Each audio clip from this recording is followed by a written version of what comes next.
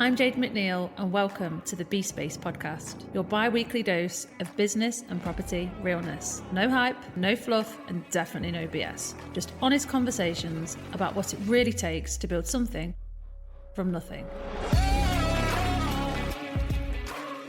Welcome back to the B Space podcast. I'm really excited about my guest today. Hi, Josh. Hi, how are you? Yeah, I'm good. I'm really buzzing to have you on the B Space podcast. I kind of spotted one of your posts on Instagram. I mean, we followed each other for years, but I spotted one, I don't know, a couple of months ago, which we're going to get into. And I was like, oh, I like that angle Josh is going down now. So I reached out and I was like, please will you come on the pod and have a chat with me about some cool stuff. So thank you for coming in today to speak to me. You're welcome. I've asked my dog very nicely to be silent, so let's see how that goes. Yeah, let's see. I mean, they have a mind of their own, don't they? But do you know what? This is a very chilled out podcast. So if he does kind of get involved at any point, then that is absolutely cool. So don't worry. So Josh Berry from Manchester.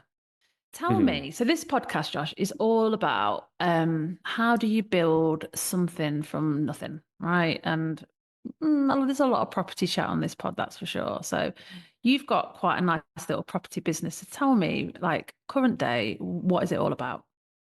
So I'd say most of my time right now is focused on building my food hall. So it's very, very time intensive. It's a very big build for me, maybe not for you. So yeah, it's 10,000 square feet, and that's very time consuming. But other than that,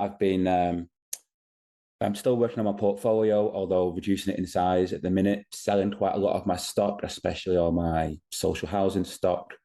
So that is to be gone, most of it. So yeah, that's where I'm up to. So, I mean, that all sounds busy and like there's some interesting stuff going on there. And I'm really interested to jump into each element. But before we do, just like take me back a little bit, like why property? How did you get into it? How did it all begin? Like, is this a family thing? Like, what was the starting point? No, not a family thing at all. I kind of always wish I had a better origin story, because I always find that people's are much more interesting than mine. But no, it wasn't really at all. Mid-20s, I was not sure what I wanted to do really. Did what everybody does, and you apply for 20 jobs and see what comes out of it. And there's quite a big company around in Manchester that's kind of a mixture between a call center and an estate agent, which is quite odd. So they had a very unusual business model where they had people on the ground that were looking for leads, using Google and ads and things like that. And yeah, I just landed a job with them. No interest in property at all before that. So they had me on the phones. So I was just on the phones. I was there for a long time. So I was on the phone for 3 years. And my job was literally just to call the leads that came in, see if they wanted to sell the house. And if they did, I would book them in with the valuer. So unfortunately, it's not that interesting. It's 3 years of sitting behind a desk. But then after a while, I managed to work my way up to becoming a valuer, which was, I was really working towards that for almost all the time that I was there. So that job was me going into people's houses and trying to figure out what they wanted out of it. And the company that I was working for, it was a fast sale estate agent. So a lot of the time it was people that are distressed, needed a really quick sale for whatever reason. So that was my job. That was 2 more years. It was going into people's houses and just figuring out what they need, how much money they want, and getting the house valued. Wow. I mean, that's like, I know to you, it's like, oh, I'm just doing like almost a call center based job, but that's like gold dust what you was doing there for us now as property developers. You can see that now, can't you? That was your educational period where you learned it. You learn what about property development, what people are going to pay, why people want to sell, like what the process is. I think the funny thing is you only realize things like that after the fact, don't you? You're right. It was very educational, and it was a great start to property because, before I even tried to start anything on my own, I'd probably valued 400 houses in that point. Yeah, which is insane. Well, the great thing is that I got to see the full process as well. But it wasn't just that I was valuing them. Once we got them signed up as an instruction, I got to see the entire process. So I got to see whether I was right or not with what it was worth. And, you can't get them all right, but you get better at things, don't you, if you do it for that period of time. And I got pretty good at it. And yeah, it was a great start. It was quite an unusual start, I think. I did try and go into typical estate agency. I was there for 3 months on a high street, but I just absolutely could not stand it. So, Mm. but yeah, you're right. In hindsight, it was a fantastic start. I mean, I work with people, and for myself included, where getting valuations right and in the beginning of the due diligence process, one of the hardest parts of our job, because we can take so much in and say, okay, if you factor this and if you factor that in, with the location slightly different, but we Mm. never really, really know, do we? But like with you, obviously, if you've valued 400 properties and you've seen how they've resulted, that's like a superpower. It is. You're right. But as you say, you don't realize that until afterwards. And I think a lot of the time, I don't know if you're the same as me. Sometimes I don't. I think you don't realize how far you've come or how much you actually know until people start asking you questions about things, Mm, and then you realize that you do know the answer to stuff. And I think you get yeah, that. There's a period of what do they call it when you think that you don't know anything, but it turns out you're actually very good at it. yeah. That's because Imposter if, syndrome. It's yeah, yeah, yeah.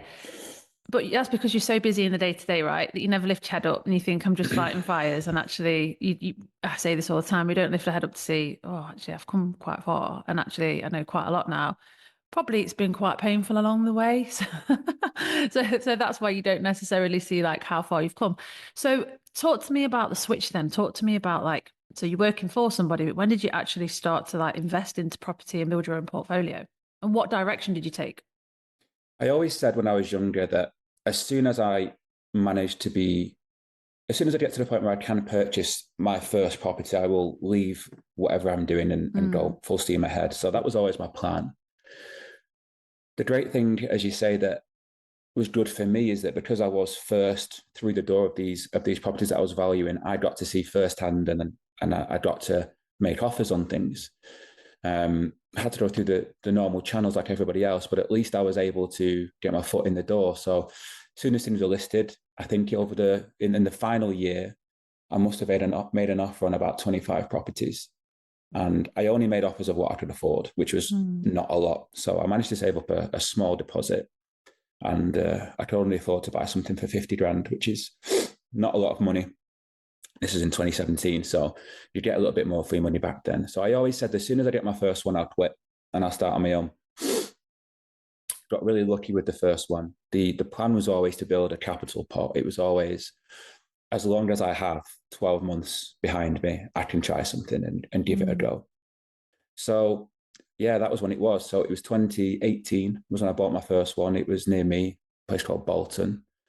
Not a nice house at all. Had to renovate it with my credit card. Did all the work myself. Just had no money whatsoever. Mm. So I paid 50,000 for it, spent 20, and sold it for 130. So as soon as I sold that one, it was The goodbye to addiction began. employment. It does, doesn't it? It Yeah.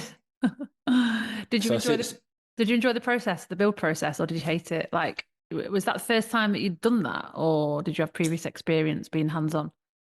no, I even to this day, my builder says I'm not allowed to touch anything. I'm Right. not allowed. Yeah, I don't have any tools. I am absolutely terrible at any Oh. type of DIY. Really, really bad. Super impatient. Don't have any of the skills whatsoever. So no, it was not enjoyable at all. And Okay. even look, What, but was like now, so like you didn't enjoy the build process, then not on the tools, but like, do you have like quite a comprehensive understanding of the build process where you can stand on site and be confident to go, that needs to change, what's happening with this, and manage it like that? only through experience, yeah, Mm, absolutely. But yeah, that first one was very, very painful 6 months. Very yeah, painful. yeah, But your first one always is, isn't it? yeah. Your first couple of properties are tough.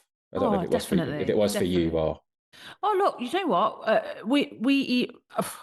We're in a good position now, right? So we've got a big construction business. We've done loads and loads and loads of projects. Like we've got our own retail on with building material. Like we've nailed this, right? But still, we'll be in projects and shit happens in projects. And it's it like, does. this is not fun, is it? This is really not fun. You're dealing with things all the time and it's still difficult.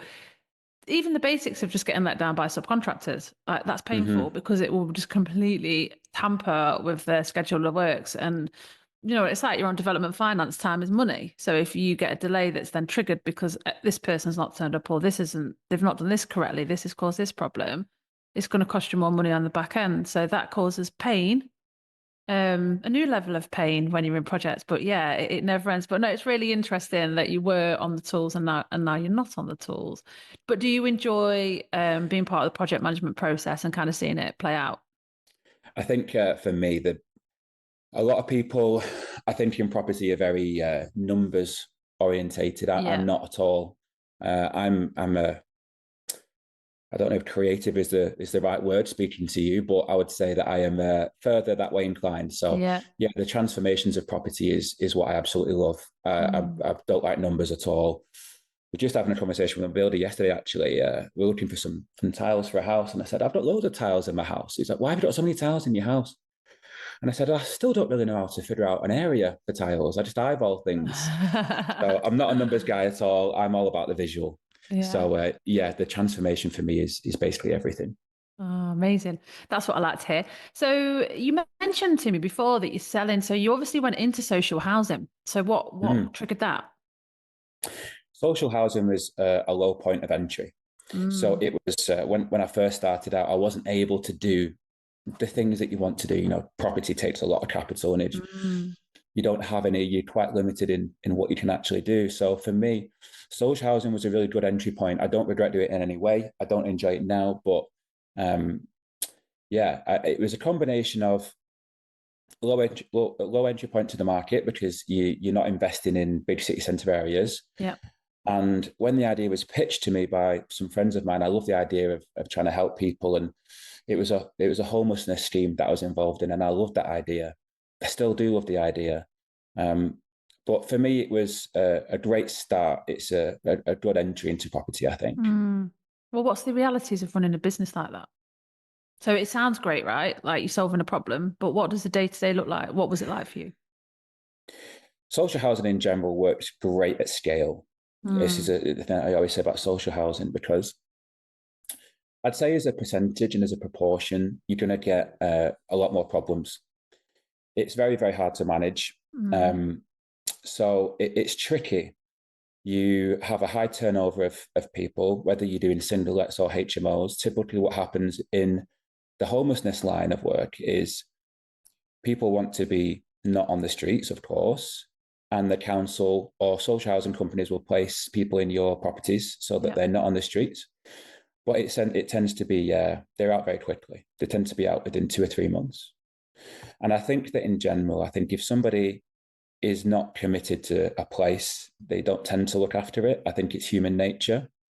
So the high turnover of people within the HMOs is really tricky. So that was the main problem, really. Lots of repairs, Mm, lots of management, very intensive.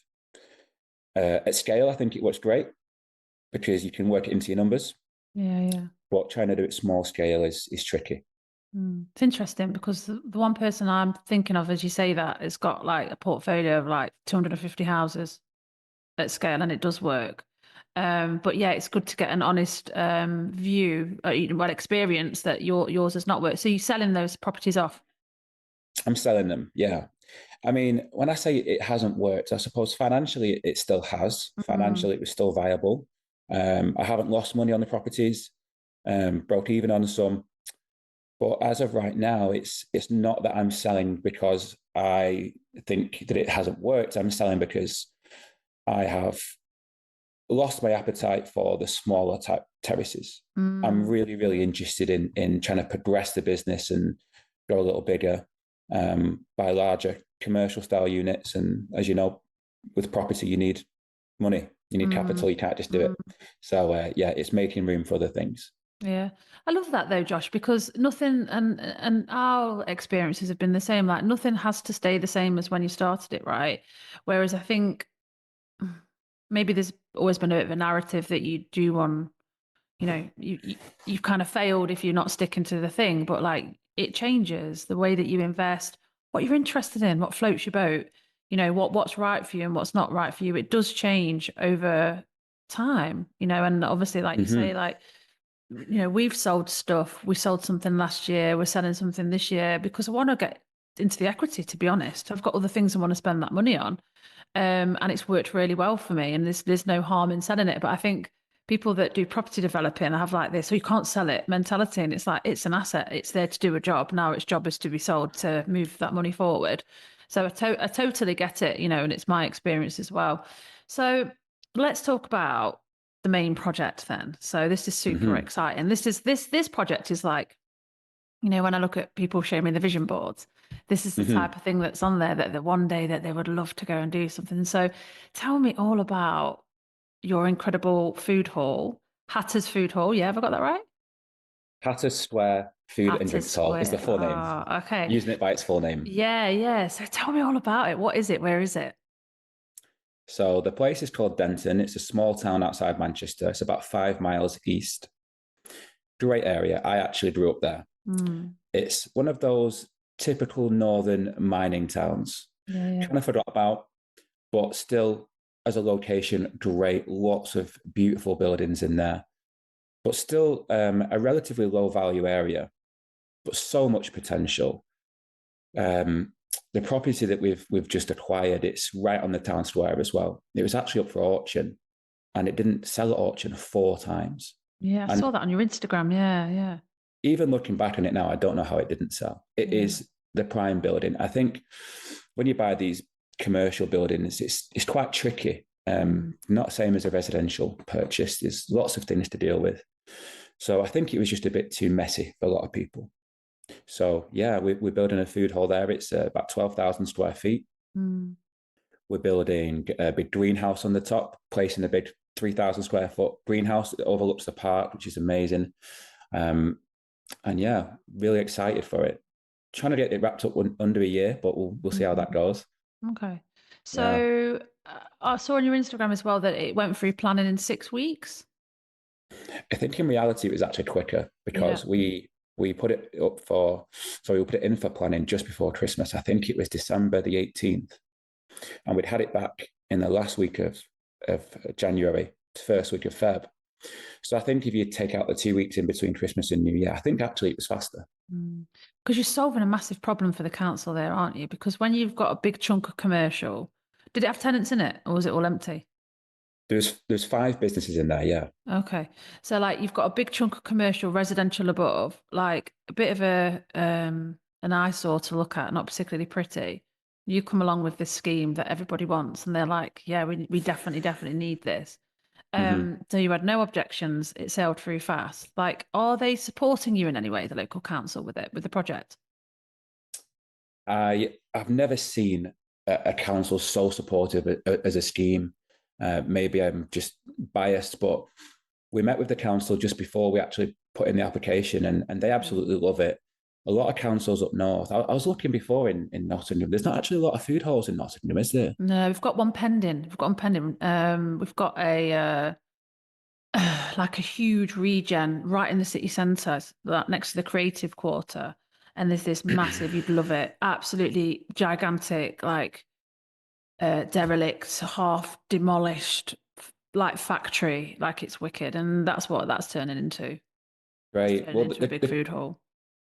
The councils up here, they class food halls as the term that they use is a social incubator, which I think is a great term. And the way that the councils see it here is that it brings people together in towns. And I think that councils want people to not have to travel into Manchester or the big city centres. They want people to stay local and enjoy the town and improve the town where they're from. So yeah, they see it as a place to bring people together. And there's been a couple of areas up in the north where food halls have popped up in the last 5 to 10 years. And the food halls have made a huge difference to the town centre. So the council have been really, really excited about it. They've been great through the entire planning process. Any questions, they just picked up the phone, called us, emailed us. Unlike other planning applications that I've had, when they want one tiny little change, they put it on the portal, and it's another 6 weeks until you hear back. It wasn't like that at all. It was fantastic. So we've got very, very lucky. Why food hall? Why not just go in and do what most developers would do? Look at what's in there, get better quality commercial tenants, upgrade the flats. Like, why food hall? Why the radical change? Well, where I grew up, there was a lot of food halls. So I grew up in China. I grew up in Hong Kong, and food halls down there have been in existence since I was a little kid.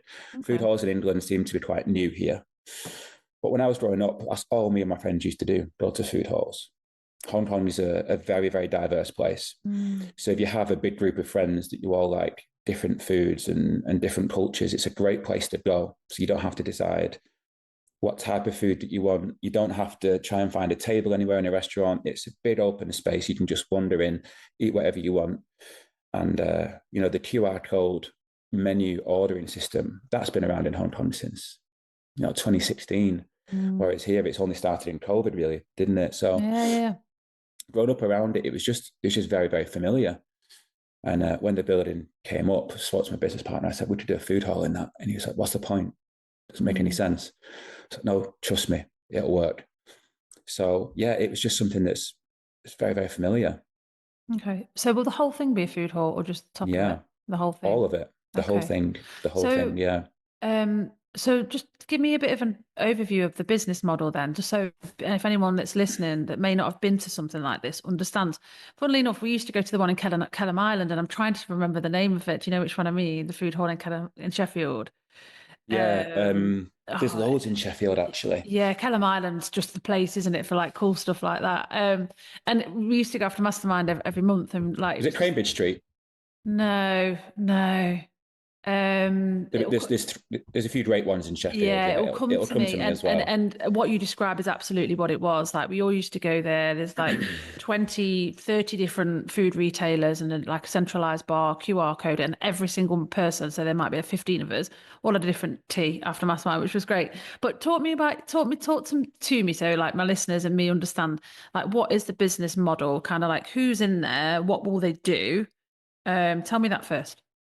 So a food hall in general, I think a great way to explain what a food hall is and the way that it operates is it kind of operates as what they call a third space, Mm. which is a great term that I've heard, which is it's supposed to be a space other than where you live and where you work, where you can go and you can socialize, you can eat, you can drink, you can have events, you can do a wedding, whatever you want. Mm. So that is the real concept of a food hall. But practically, what it means is that you have a big building. They're always very open. They're always very minimal. It's nothing fancy. It generally has exposed brick walls and surface mounted electrics in nice, nice brass and gold plates. And it's supposed to be a comfortable place where you can sit and you order everything from your phone, so you don't have to get up. We're going to have 6 food vendors, and you have to make sure that each food vendor is very different. Mm. And then we've got 2 bars in there as well. You order drinks straight to your table, and the idea is that if you as you said, if you do have a group of friends like in your mastermind, you can all go. You don't have to think about these guys want Italian Yeah, today, yeah, and these yeah. guys want Japanese. It's got everything under one roof, and I kind of see it. I kind of see it how I see offices. If people want to go to work, you go to a building that has a bunch of offices. Mm. But restaurants have never done that. Restaurants have always been individual buildings, whereas the idea of a food hall is that you bring them all under one roof. So you don't have to go anywhere. You can stay there all night if you want to. You can go around different areas of the food hall. Most of them have different zones. So you might have like a zone where you can go and get your laptop out. You can plug in. You can Mm. sit on a booth. There might be a separate section where you can just sit with your friends and have something to drink. But then the drink area might be different to the food section, so you can kind of move around the building and enjoy it in that way. So that's kind of the concept of it. Mm. And what I love about that is you're creating a destination. I mean, I'm a Mm-hmm. retailer by trade. That's my background. And, years ago when the high street started to get really, really wobbly and all these big brands were about to come crashing down, it was how do we, you know, get retail to be more of a destination where we can keep people longer. So they're not just going in to buy the fashion, they're going in to have a coffee, they're going in to eat, they're going in to watch something or whatever it is. And effectively, that's what you're doing. And if you look at where the high street is now, like, 10 years later from where it was when I was in corporate, that's been achieved, because the more convenience and experience someone can get at the same time, they'll go to it, right? So like near me, Mm-hmm. we'll go to, there's an IKEA, a Nando's, a Next, a JD, a Pet Place, Boots. It's all there. Like why would I go into town for all that? Mm-hmm. Starbucks, it's all there. it's convenient, it's the decent brands, and effectively this is just another version of that, right? So someone could It go is. there and have multiple experiences, whether it's working, whether it's play, whether it's like whatever wedding, like you said, they can do multiple things under one space. Yeah. So give me a bit of an insight then into, because I'm sat here thinking, maybe I need to do a food hall in Nottingham because I just love this. Give me an insight into the financials. So you and your friend bought this building together. Like, Mm-hmm. how are you funding the development? So the way that we've worked it, there's multiple ways I suppose you could do it, but the way that we've worked it is we've got what you would call a propco opco setup. So we have a Mm. property company and operating company. So we didn't own the building. We bought the building with a bridging loan, which was quite reasonable. Actually, we pay around 1% a month, which is pretty typical. Standard, yeah. Yeah. Usually with commercial, it's a little bit more, but we got a really good rate on this one. Mm. And then what we did, you have to take the risk and you have to put it through planning. And I suppose the risk there is that you may not get it. We were confident that we would. Was there a fallback, Josh, if you didn't? No. There was no fallback and you still bought it. Yeah. Oh, brave boy, brave, brave, brave. I'd say my confidence level was 90% that we'd get it. Yeah. Fair enough. Yeah. But I suppose that's the risk. So kind of the model is, so we bought it. And then the idea is you get a planning gain. So you get planning permission on the building that then elevates the value of the property, which means that you then have more equity. Mm-hmm. So if you have more equity, that means you can lend money against the building to do the works. So that's what we do. So we need to raise £1 million, which we've done. And essentially what you do is you get that in what we call a tranche. So you get 4 tranches, say of 250,000, but every single tranche is leveraged against the building. So the first tranche of 250,000, there's now plenty of equity in the building because it's worth more money. So we do 250 and then we do the works and then it gets reassessed. And if they're happy, we get the other 250 because it's then increased again by another 250. And then the idea is you keep doing that until you've got that. So then once it's built, we then get a mortgage, we clear the bridging loan. Hopefully we'll still have a nice chunk of equity in there. So we're not over leveraging and, the loan payments are not too much money. And then once we own the building, we have the second company that operates the building and it deals with kind of the bar area. And the way that it works financially is that it's really important to us and to me that the food vendors understand that we want the building to work as a business, not just as a landlord. So what that means is we charge them a percent of the revenue rather than rent. And that encourages us to make sure that they're doing well. So for instance, the building is right on the town square and we're looking to get events licenses to do events on the front, Christmas markets and things like that. So it's really important that everybody understands that we are a part of the business. So we have 6 food vendors, and then I will operate the bar as well. Okay. So, and the reason that we do that is that we need some staff. So rather than charging the money for the staff, we subsidize the staff with the bar. So yeah, that's the financial model. That's how they work. So on the back end then, so when you go on to let's call it standard lending, once you come off your development loan, what sort of, so 2 questions, what sort of GDV, if you're happy to share this, if you're not, then don't, what sort of GDV are you looking at? And because it's a new business, are lenders favourable of food halls? Because they can be funny.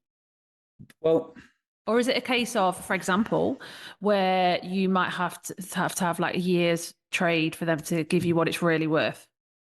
So lenders call this spec commercial, which just means speculative commercial. Okay. So it's a specific category that they have, and yes, lending is a little bit more expensive. So GDV, happy to answer. So we think that when it's done, it'd be worth around 2 million for the building. We paid 350 for it. So massive upside there, but it's going to cost a lot of money to actually get to that stage where it is worth 2 million. Yeah, because you've got a lot of space to kit out, right? A lot of space, yeah. I mean, the thing is with food halls, generally, as I mentioned, they are usually quite open and minimal. Yeah. So it's not like we have to plaster the walls and things like that.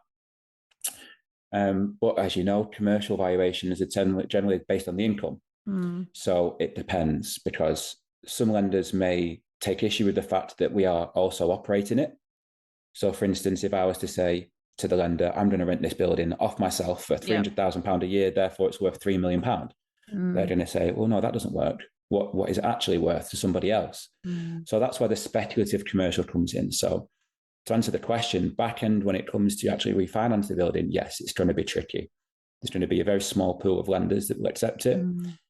So it's very, very likely we're going to have to maybe give it 6 months until we can actually do that, prove the business model. But I suppose that is the risk that you take, isn't it? Yeah, definitely. The other thing as well is that, just because I know about commercial lenders, they may look at the type of the 6 businesses that you get in, and yeah, the more secure and more track record they have, the better it's going to be for you on the exit as well. But like you say, it's all part of it. Which is an interesting point, actually, Jade, because what's really important to us with the food hall is that we don't want kind of big McDonald's. Well, yeah. You can come in for a year to get me valuation. It'd be much easier if it was McDonald's KFC. Yeah, of course, but what we're really looking for is local food vendors. Yeah. And those guys don't have a gigantic track record. So yes, that adds to the complication of getting what we want. Do you know what, though? It's totally possible because, do you know, I mentioned before about our retail chain, the Builders Yard, that launched in October last year. And the biggest barrier to entry for us with that was getting someone to say yes to us renting a commercial space in an area where it needed to be, because that was a completely new business. The construction business, yeah, great, look at that all day long, but they would only look, well, you've only just set the company up, you've got no trading history. And like now, and it's not even been a year, it's doing really well. So what is it now, May? We've got people banging on the door going, I've got this commercial unit next to Howden's in town, would you like it now? Oh, you didn't want us a year ago, but now you've seen what we're doing, and actually you do want us. So yeah, from our experience, different product, but things will definitely improve. But sometimes you need somebody to take a bit of a gamble on you when you're new, and obviously that's what you're going to facilitate potentially for your 6 foodies that are going to come into That's Wicked. This episode of the B-Space podcast is kindly sponsored by the wonderful people at Landlord Furniture Co. Specialising in a huge range of high-quality bespoke furniture, Landlord Furniture Co. provides durable pieces designed to last in your rental properties. If you're searching for the perfect furniture to attract professional HMO tenants, or need more resilient pieces for your student accommodations, considering cost-effective furniture packs for a larger property, or looking for something more personalised to elevate your serviced accommodation brand, whatever your need, Landlord Furniture Co. will craft a solution for you. You can say goodbye to rubbish old flat packs and start investing in a luxurious experience for your tenants. Backed by a 3-year warranty and exceptional customer service, they really are the smart choice for any landlord or property developer out there who takes their properties, their tenants and their business seriously. So ready to transform your spaces with Landlord Furniture Co. and ensure that your investments stand out in the market? Visit Landlord Furniture Co. today at www.landlordfurnitureco.co.uk, or you can head to their showroom, which is in Oldham, or find them over on Instagram at Landlord Furniture Co. Now, let's get back to the episode. When you do student stock in Article 4 like me, oh God, I mean, you can't put your finger in there and take a bit of a gamble because it's very watertight, the way that things are. So for you to come along with this creative project and be able to do that, like, good for you, because there's not many people brave enough to do it. Obviously, I told you before I pressed record that I've been lucky enough to be able to have a little look at your branding for this as well, because you use Studio Candor for your branding, who do all of my branding and looked after me for many years. And it is absolutely awesome. So you took the decision right from the get-go to invest into the brand for this. Like, why was that? A lot of the reason was because we needed to prove the concept. We needed to demonstrate to everybody, that's lenders and councils and people in the local area, that this is a real thing that's happening. I think it's all well and good to tell people that you have an idea. But I think unless people can see things physically, I think it's a very different story. So for me, it was really important that we did the branding super early, establish a direction, establish a voice. And that's what we've done. And I think it's really, really helped along the way. almost everybody that we've asked for money to build it have asked for the branding to see what it looks like. So that's You're something asking the that right people then, if that's one of the first questions. I think so as well. And the funders that we have approached, they all loved the idea of a food hall. Yeah. So yeah, you're right. We are approaching. We did approach the right people. Yeah. How long did it, with the branding process? How long did it take you to get to the point where it was signed off? Was it were you like, I know what I want, deliver it for me, or was it like, okay, here's the general idea, give me some versions of it? I was quite specific in what I wanted. Yeah. But Studio Canada was just so good. They listened to exactly what I asked for. I think they sent me over 2 designs. We approved one of them. We had one small change, and when I say small, it was the position of his hand. I didn't like. We changed the That position sounds of so the hand. cryptic though. You can't just say that because everyone's going to be like, it's the position of his hand. Who are you referring to? That's to give So we loads have away, but like, who are you referring to? well, we have a mascot. So Yeah. it was the branding is the logo, the name, Hatter's Food Hall, and then we have a mascot as well, which is like a kind of little cartoon character, which is really cool. So yeah, we changed the Everybody character. needs a mascot, whether it's a lightning bolt or a cartoon character. It's important because I'm not going to go off on a big tangent about branding, but like, that is like the icon, the association, the customer association. It's the icon for the business. So when they see it, they know it's there before being told what it is. So Well, I had it in my head. I don't know really why this came to me really. I always wondered what it would look like on a tote bag.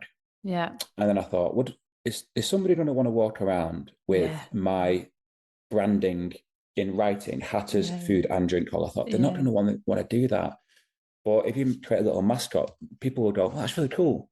Yeah. So I was thinking about that. I was thinking about how I want it to look and how to create a brand association as well. And we were trying to create that all the way through. So for instance, the lighting that we're going to use within the building is the exact same orange hue of the logo. And I think you can explore lots of branding options with colors and designs. And yeah, it was really important that we got that right.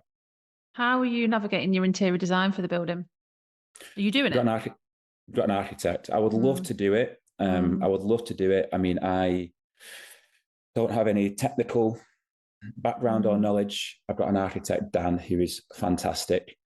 So we've given him the interior design on the back end. And he is, I actually grew up with Dan. I've known him since I was kind of 13. Oh, so 14. he's a local lad as well.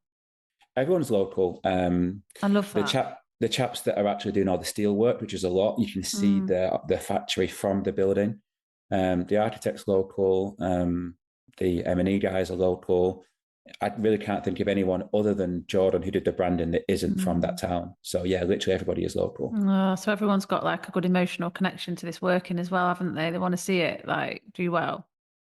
Which is great because if you've got everybody on the same wavelength as you, it makes things so much easier. You know what's going to be really interesting for you as well? Like once you're launched and you've got your footfall and people are talking about it and it's working, it'll be interesting to see who else comes to the area, what else pops up, because you tend to see that, don't you? Like when somebody takes a bit of a punt on a local high street and does something good, other business owners are like, oh, actually, and I'm not talking about other food halls, I'm like just other, I don't know, salons, delis, restaurants. Like it'll be interesting to see what kind of positive ripple effect to the area that you create, really. That'll be quite rewarding, I think, in the future. I think this is why the councils call it a social incubator for that reason. Yeah. I think once you have the people there and once you set a precedent for an area, and I think this does, and it will set a precedent for the area. Yeah, I agree with you. I think that we're going to see a lot of cool things opening up. You're going to see a lot of cool bars opening up, a lot of cool business models. I think I've got this standard for an area that I don't know what it's like down in Nottingham, but as soon as an area has an ice bath and sauna location pop up, it's on the up. So you know what's hilarious, Josh? Like you won't believe the timing of this comment. Like, so I said to you, I was running my London Mastermind this week, and one of my members has bought a couple of laundrettes, and we're talking about ice baths and saunas above them, so we can keep, and so we're getting everyone's view, and everyone's from around different parts of the country, and we're getting the ones up in Liverpool, we're getting the ones up in Manchester, and that's we're the like, measure. Yeah. So like, yeah, absolutely on the money. So, do you kind of have any plans to like roll this out in different cities or franchise? Like, what's the bigger vision for this, if there is one? Yeah, we would love to capture some of the market. There's actually not many food halls in the UK, so Mm. we think there's around 80, between 80 and 85. A lot of those are not real food halls. I mean, for instance, you would count maybe like a Marks and Spencer's food hall within that, which doesn't really count. So Oh I think no, we're not including that. no, I think if you take out all those, there's probably 60, 65 Yeah, great yeah, food halls. yeah. So there's only a couple of brands that actually have more than one location. So there's Marketplace in London, they have 5 locations, and there's Box Park. I would love to do that. I would love to have multiple locations, but as of right now, I've got absolute tunnel vision on Yeah. getting this one delivered Get the and getting this one blueprint. done. Yeah, yeah, yeah. Absolutely, Yeah, that's absolutely. definitely the right way. I think for me, there's a lot of food halls popping up in town centres. Mm, I really love the idea of having food halls in secondary areas. mm. So areas that you can improve. A lot of the type of smaller villages and things like that. So if I were to expand, it would be kind of in that direction. I would Yeah. avoid Sheffield, Manchester, central Mm, Nottingham, and things like that. So yeah, mm. I would love to, but I need to get this one up and running first and get Yeah, it yeah. working. Do you know what though? I mean, thinking into the future, you are solving such a that's what I saw straight away when I was looking at the project. You're solving such a problem for councils, Mm-hmm. where they've got these buildings and they've not got footfall coming in. And this is such a good answer to the problem. So I'd be really excited to see where this goes. Can I come and visit? I'd love to see it. I'd love to see it in construction. I'd love to see it done as well. Can I come to the opening evening party? I'll leave the How countryside especially to come. how can I convince you to do a mastermind in there? Oh, dude, I will. They would love to come and like sit in there. We'll leave Shoreditch to come all the way up to you in the north, of course. Good. Um, Done. the other thing, Josh, I really want to kind of like talk to you about today is social media because I think me and you are on a similar vibe with social media. Obviously, recently you told me that you've got rid of a personal account and you've set up your new business account. So, kind of, what's the plan with the business account and why did you shut the personal one down? Social media is still really uncomfortable for me. Hmm.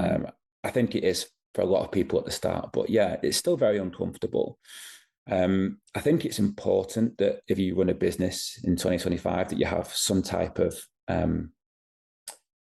face online. Let's say you need Yeah. some type of front. You need people to know who you are. So, in terms of a direction, I'm still trying to figure that one out. I'm still trying to figure out. Even some days trying to figure out why. Some days I think I'm Mm, just going to close this account down. What's the point? No one's watching mm. it. Um, I am. That's why I reached out to you. I good. saw it and I was like, I like this. This is good. This is refreshing for once. Well, I really try and make sure that I'm not parroting the same thing that I think a Mm-hmm. lot of property pages do. Mm-hmm. And that is actually quite difficult. I find myself quite often going to write things on LinkedIn and Instagram and thinking, no, I'm not doing that, delete. So yeah, I mean, in general, I can't really tell you that I have an end goal with social media. I just know that it's important. I know that it's important to do it properly. And I know it's Yep. important to have your own individual, authentic voice about how you feel about things. And Mm. yeah, but in terms of an end destination, I suppose I'm not there. I don't know. Okay. Interesting. I noticed as well that you've had a bit of backlash and you've shared the backlash. Oh yeah. Oh How was yeah. that? How is that? Well, Well, what was the backlash for? Surely not for the food court. Food hall, sorry. yeah, it was for the food hall. Oh my I God. think. Oh yeah, yeah. Why would anyone backlash that? I get There's it if you're doing a there's going to 25 be bed HMO. I mean, they're coming for you, aren't they? But food hall, yeah, really? yeah. I mean, it was so funny. The first time it happened, I think what generally tends to happen is if you submit a planning application, there's nosy Mm, parkers yeah, who's yeah, sitting there refreshing and then going on Facebook, look, this person's done. yeah. So that's just what it was initially. It was someone just saw a planning application, went in, and then they posted, they found who I was on LinkedIn, print screened a lot of stuff that I've wrote about in the past. And they said, Wow, that's some what? effort, isn't it? It's a lot of effort. Yeah. First time it happened, it Someone really was, cares there. That's a good thing. You should take that. I know. First time it happened, it was weird. It was, yeah, it wasn't nice the first time it happened. And then just end up in bed, like scroll. I think there's 200 comments on the first one. Hmm. Some good, some bad. And so the first time it's difficult. Second time it happened, it got more and more funny. It just got Hmm. absolutely hilarious by the end of it because I think for me, I just realized that a lot of the people that are commenting these weird things, they're probably not customers that will come, Mm-hmm. probably not people that understand how it works, what it takes. And that's fine. I think that the majority of people, I think it's a lot like reviews. You know, I don't think that most people would leave a review on anything if it was good. People generally tend to leave a bad review Mm-hmm. unless you ask them specifically to do a review. And then someone mentioned to me that in the Facebook group that it was posted in, there's something like 75,000 members, and there's 200 comments. So it's a minority. It's not everybody. So yeah, it is what it is. I think you've got to be prepared for it. If you're gonna Yeah. if you're gonna be a property developer, then you want to get into to larger scale things. You just have to be prepared that you're going to get objections and backlash, and it is what it is. It's interesting because I've had two mentees in the past month. This has happened to them, women as Mm-hmm. well. So, we do take things to heart. Send me, one was on BBC News for HMO, and the other one, Facebook group, I think, send me the screenshots. And my response was the same to both. You've made it now. That's it. I You're a think property developer now. Well done. it is. You need it on your CV, otherwise it You doesn't do, count. yeah, yeah. I don't know if you saw years ago. I reposted it for some poor lad in Nottingham that was doing HMO, and they were on the front of the Evening Post. Well, I don't know. They might not be on the front. They were in the Evening Post, the local newspaper, and the residents had posted a sign that said "Say no to HMO," but like written in red, so like blood. The poor Jesus. lad. The poor lad. That's what I happens when think you go for a 7, and you should have just gone for a 6, mate. You wouldn't have had none of this. I think as long as you do things properly and as long as Exactly. you're Exactly. confident in what you're doing, Yeah, yeah. I think sometimes it takes for people to see the vision at the back end for them to take the Mm, words back. And then the type mm, of stuff that you do, I think once they see it and the end result, I think mm. it's a different story. But you just have to get through that initial point of Yeah, understanding that this happens yeah, it and it is what does. it is. It does happen, and it's how you deal with it in the moment. Yeah, recently speaking to someone that's got like 2 million followers across a couple of platforms, YouTube and Instagram, and he was asked this question, and his response was, what it's going to happen, but also it's you don't know what that person's got going on. Of course. You don't Yeah. know that they could have something seriously going on, and it's just that you happened on that day to be the thing that just triggered them. But you'll never know that, so you can't control that. So it can't control you in turn. But And it's and it's just interesting, isn't it? To kind of it's going to happen more and more, right? The more online we are, the more social media driven we are. You're bound to get backlash. And I only raise it because you shared it so openly, and I don't think often that happens. yeah, I didn't mind it. I didn't mind Mm, it. I think that in general, I think social media in general, if you're doing things properly and mm, you're happy with what you're doing and you think that you're adding value rather than extracting value, I think people eventually will realize it. It might not be straight away. It might be in 6 months' time. You just have to demonstrate that you know what you're doing and you're doing things right. And mm. if you do that, I think it'll be okay. What do you think to the changes we've seen with the property community in particular on Instagram? Let's talk about Instagram because it's kind of the only one that I know that well. On Instagram over the years, what do you think about the changes that we've seen in terms of, the type of content and messaging that people are putting out? What's your view?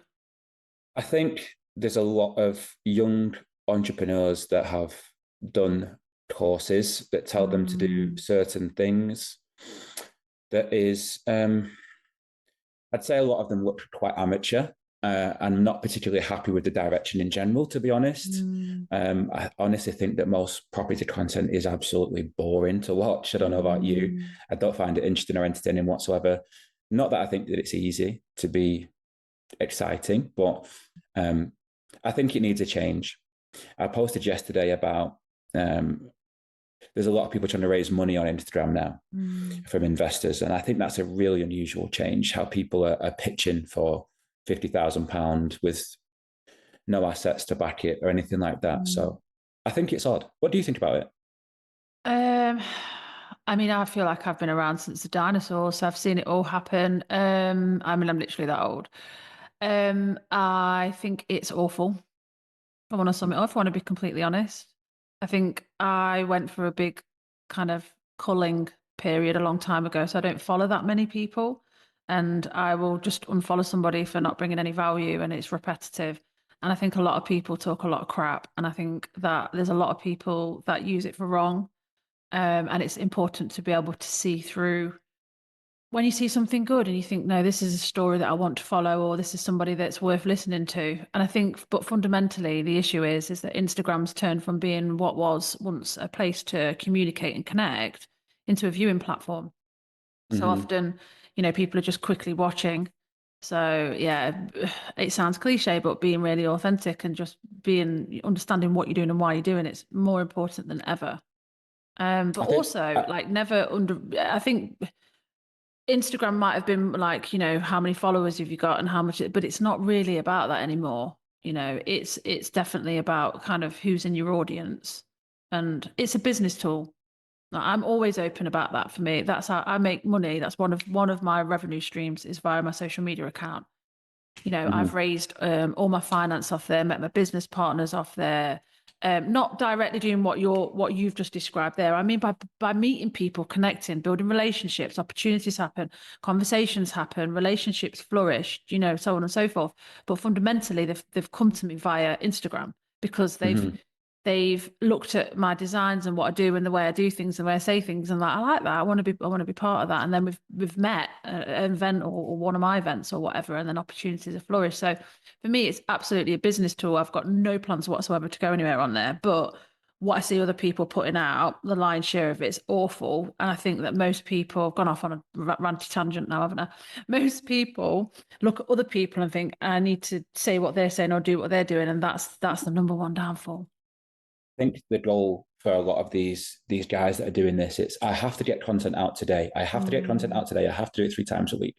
And I think by taking that view, I think they just put out such nonsense. I mean, there's only so many mahogany boxes and half-finished refurbs I can look at a tour of. And it's a combination of it just being boring and it just being completely wrong and misleading. I don't know about you. I'm not that bothered in opening Instagram and finding out where they're going to put the washing machine or what flooring they're going to use and if it's from B&Q or not. It's just not interesting. So consuming content, I don't consume a lot of property content anymore. Same. Yeah. Well, like I said to you right at the start, I saw one of your posts that you put up and I read it and I thought, this is what I need. This is what I want on social media. Someone just being really honest, really open. This is where I'm at. This is what I'm doing and why I'm doing it. And I'm not trying to be like anybody else. So you just keep doing that because that works really well.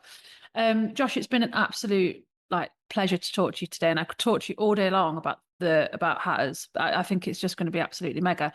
Does it have its own Instagram yet? Has it got its own social media yet?